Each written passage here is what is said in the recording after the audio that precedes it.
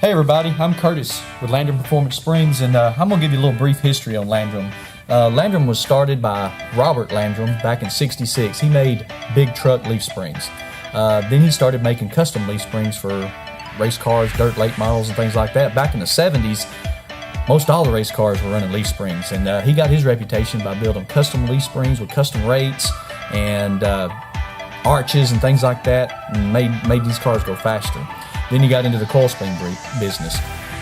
Eventually, in 2004, Midwest Springs purchased the performance side of Landrum Springs and took off from there and started making all these springs. One of the great things about being a manufacturer is we have on-staff engineers, we have a quality department that we control all that.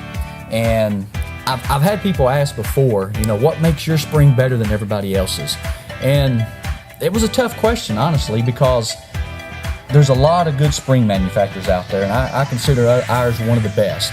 But what I've been telling people, and this is what I told the guy when he kind of pulled that question on me, I said, well, let me tell you, us being a manufacturer, the norm of the business is we might make 100 of these 225 spring runners, and the norm of it is to have a 3%, 5% tolerance, whatever that spring company has. Well, they make them, and kind of the norm is they'll pull a couple of them out, they'll check the rates, and if they're in tolerances, they're all good. They get stamped and sent out.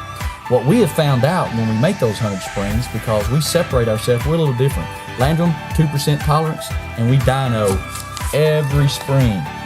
And we engrave on the spring what the true rate is. And we keep our tolerances between 2%. But what we found out of them 100 springs is we'll end up scrapping, 8, 10 of them because they're out of tolerance.